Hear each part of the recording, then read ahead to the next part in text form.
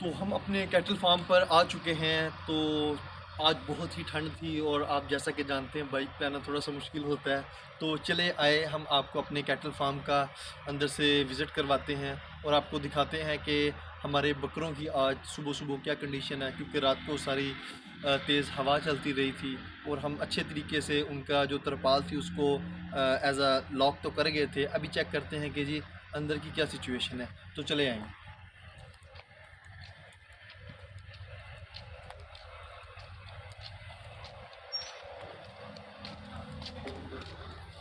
बस यही मांग करते हैं। आपको अभी हम अपने सबसे पहले बकरों का विज़िट करवाते हैं कि उनकी अंदर क्या सिचुएशन है, नीचे से फर्श की क्या सिचुएशन है सर्दियों में और अंदर का टेम्परेचर कैसा है।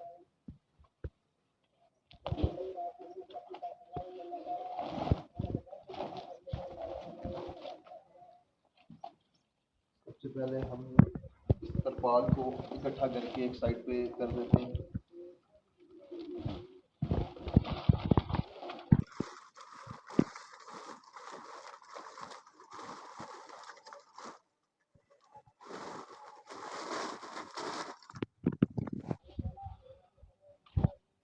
चलिए जी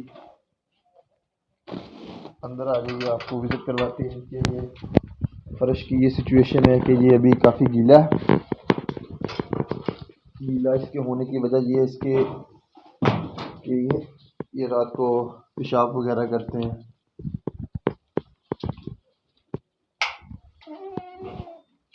तो मैं अपने कैमरामैन से कहूँगा थोड़ा सा आगे आए।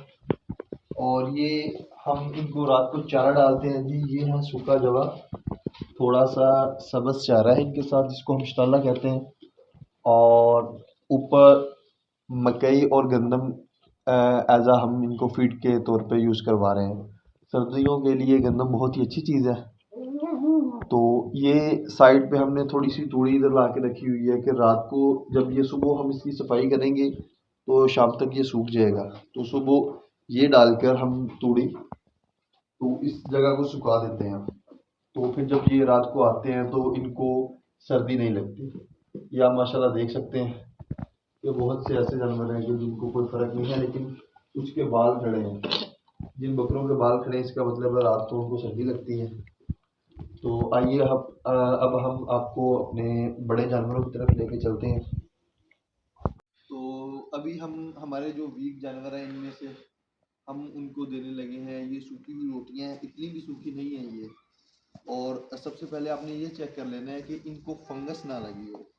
इनको वो लग जाती है जिसको हम फंगस कहते हैं, जिसे पंजाबी में उल्ली कहते हैं, तो वो ना लगी हो। तो ये जो वीक वीक है हम इनको ये देंगे गंदम की जो रोटियां। और अगर वो सुबह टाइम सर्दियों में नहीं उठ रहे, इसका मतलब है कि उनके ब्लड में ब्लड पैरासाइट है, तो उनको आप इंजेक्शन लगा लें। बेप्रालेक्स बेप्रालेक्स इंजेक्शन एक मिलता है, उसको 5 सीसी लगा लें। उसके बाद अगर उससे भी ये ठीक नहीं होते तो आप ऐसा कीजिए कि दही लेके उसके अंदर हल्दी मिक्स करके तो इनको पिलाइए। उसके बाद रिजल्ट देखते हैं। तो अभी हम पिलाने लगे हैं, तो आइए हम आपको उसका भी की रोटियों को तोड़ कर छोटी छोटी इसके पीस बना रहे हैं ताकि जानवरों को खाने में आसानी हो। तो ये जी आप देख सकते हैं मेरे पास ये हल्दी पड़ी हुई है और ये है दही। तो इनको अब हम दही और इसको हल्दी को मिक्स करके हम अपने बड़े जानवरों को देंगे। तो उसके बाद इंशाल्लाह हम रिज़ल्ट आपके साथ शेयर करेंगे कि हमें इसका रिज़ल्ट कैसा मिला है। हमने कर ली अच्छी तरह से, इसको मिक्स भी कर लिया है। इस पर अभी हम दही ऐड करने लगे हैं। ये है जी दही। तो ये जी अभी हमने इसके ऊपर ऐड कर दिया। अब इसको अच्छे से मिक्स करेंगे और बिल्कुल ये एक मिक्सचर बन के तैयार हो जाएगा।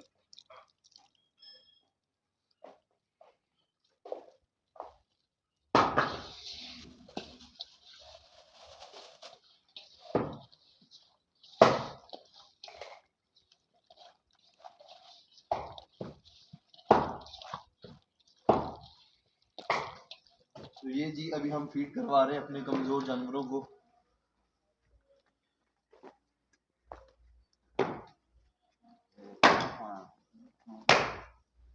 अभी हमने अपने बकरों को बाहर निकाल दिया है क्योंकि थोड़ी देर बाद धूप निकलने वाली है।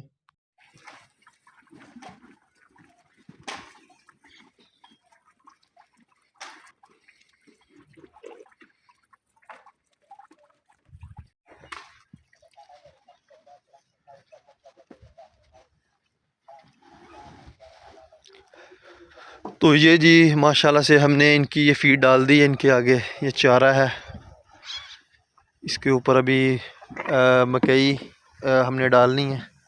इसको हमने दलवाया हुआ है, तो ये अभी चारा मिक्स हो रहा है इनका, बकरों का। तो आप कोशिश कीजिए कि सुबह इनके आगे पानी ना रखें, क्योंकि अभी सर्दियां चल रही हैं तो पानी ठंडा हो जाता है। तो अभी ये हमारे पास जो पड़ा हुआ है ये कल का है, तो अभी ये खाएंगे और इनको 11-12 बजे हम इनके आगे पानी रखेंगे। और अगर आप ये हमारा जानवर देखें तो इसका ये मुंह जो है ये पक चुका है। इसकी ये वजह है कि ये हमसे मिस्टेक हुई थी कि हमने इनको गीले चारे के अंदर छोड़ दिया था खुला। तो जो हम कहते हैं कि त्रेले जो होते हैं पट्ठे, वो इन्होंने चारा खा लिया था, इस वजह से इनका ये मुंह पक गया था।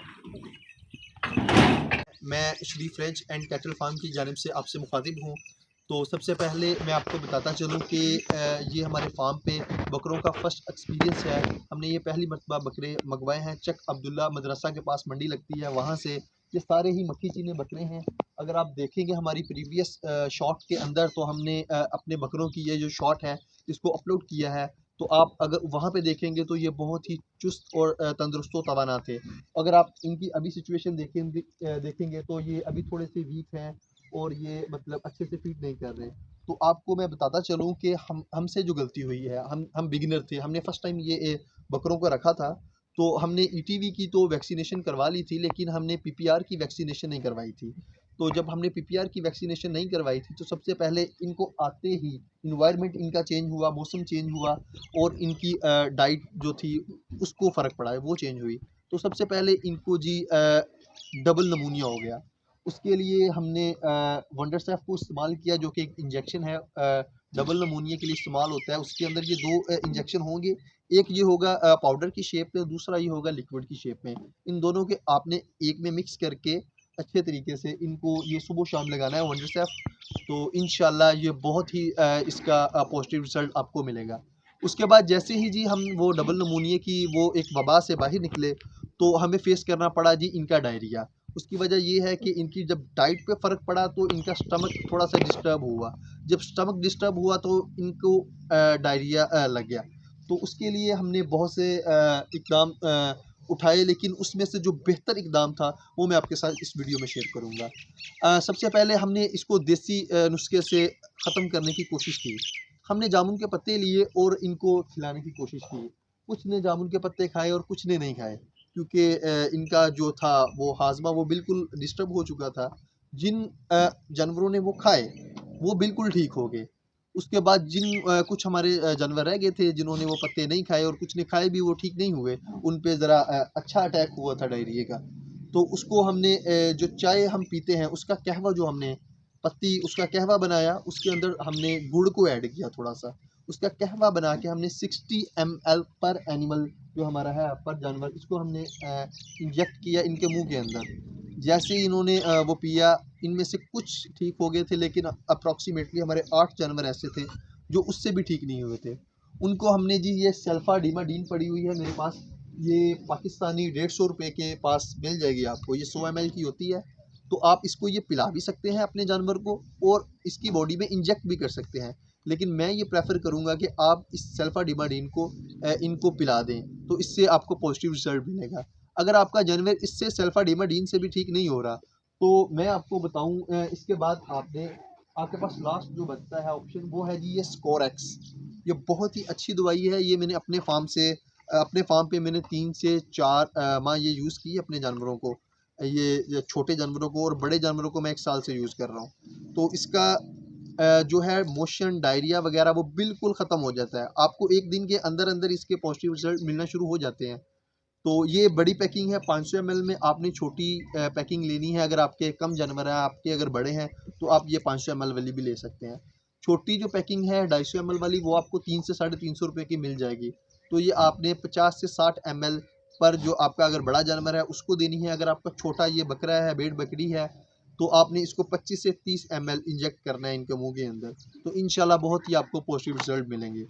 जैसे ही जी इनका वो डायरिया ख़त्म हुआ निमोनिया के बाद, तो इनके अभी हमने पानी के अंदर एज अ सेफ्टी के तौर पे पेडिट्रोल यूज़ किया। तो जी अभी हमने अपने बकरों को बाहर निकाल दिया है ग्रेजिंग के लिए।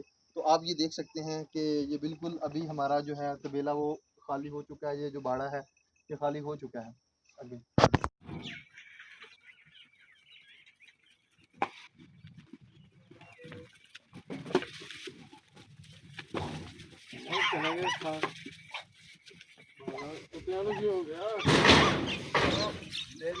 तो अभी ये जी हमने खोल दिए अपने जानवर। ये एरिया है, ये है जी जवा जो हमने लगाया हुआ है, उसके आगे है लूसन, उसके आगे है जी स्टाला और सरसों मिक्स लगी हुई है। तो अभी हमने इनको बस थोड़ा सा कंट्रोल करके रखना है ताकि ये दूसरों की फसलों में ना जाएं और उनको ख़राब ना करें। ये जी माशाल्लाह से तमाम जो हमारे जानवर हैं ये फीड कर रहे हैं, खुद निकल के ग्रेजिंग इनकी हो रही है। ये इस तरह से माशाल्लाह बहुत ही एक्टिव रहते हैं अगर आप इनको छोड़ते हैं ग्रेजिंग के लिए। वो सामने मेरा छोटा भाई खड़ा है, वो 10th क्लास का स्टूडेंट है और मैंने ग्रेजुएशन की हुई है BS इकनॉमिक्स में। और आप लोग में भी इस बात से हैरतज़दा होंगे कि ये ख़ुद चरा रहे हैं अपने इन बकरों को। तो ये जी पाकिस्तान की एक मिथ बनी हुई है, एक साइकी है कि पढ़ लिख के इन्होंने नौकरी करनी होती है, 40,000, 50,000, 60,000, 70,000 रुपये इनको मिल जाए। तो ये नहीं सोचते इस चीज़ के बारे में, क्यों ना ये अपना बिज़नेस करें। इनके जहनों में गुलामी बैठ गई है। अगर हम चाइना को देखें तो चाइना ने दिन ब दिन इतनी तरक्की क्यों कर ली है? क्योंकि वो अपना काम खुद करते हैं, वो नहीं डिपेंड करते किसी भी एम्प्लॉय पे। अगर वो काम जो वो खुद कर सकते हैं, उनको ज़रूरत ही नहीं है किसी और बंदे की कि वो उसको हायर करें, उसको सैलरी दें। मेरे पास बंदा है, काम करता है, उसको चारा भी उसने इनको देना है, सुबह टाइम शाम को भी देना है, इनकी देखभाल उन्हीं के ज़िम्मे है। लेकिन हम इनको जो चराते हैं खुद निकल के, उसका बेसिक मकसद ये है ताकि हमें अपने जानवरों का पता चले कितने ठीक हैं कितने नहीं ठीक, इनको क्या इशू चल रहा है, क्या इनका रूटीन है खाने की, क्या ये खाते हैं क्या ये नहीं खाते। कि जब आप डिपेंड करते हैं किसी भी मुलाजिम पे तो आपका जानवर जो है वो दिन ब दिन कमज़ोर होगा। बिल्कुल आप डिपेंड नहीं कर सकते। मैं सुबह से शाम तक 4 से 5 घंटे अपने जानवरों के अंदर स्पेंड करता हूँ। उसकी वजह ही ये है ताकि आपको एक तो बहुत ज़्यादा लेसन मिलते हैं, सीखने के लिए चीज़ें मिलती हैं और अपनी चीज़ पे आपको ग्रिप हासिल हो जाती है। तो ये जी अभी हम रात के लिए हमने सुबह इसको साफ़ करवाया था, तो अभी इनका जो एरिया नीचे गीला था उसको सूखा करने के लिए ये जो तूड़ी का वेस्ट होता है वो हम इसको डाल रहे हैं ताकि ये बिल्कुल अच्छे तरीके से बैठ के सो सकें जानवर। तो अभी हम इनके रात के चारे के लिए इनको जवा मिक्स कर दिया और ये मकई हम डालने लगे हैं इनको। तो ये जी मकई अभी डल चुकी है और तमाम जो हैं बकरे वो फीड के लिए आ गए हैं। अभी बाहर से ये आए हैं चर के, और जो रह जाते हैं कोई कमी पेशी 19-20 की, वो हम इस तरह इनकी पूरी कर देते हैं ताकि इनमें से कोई भूखा ना हो।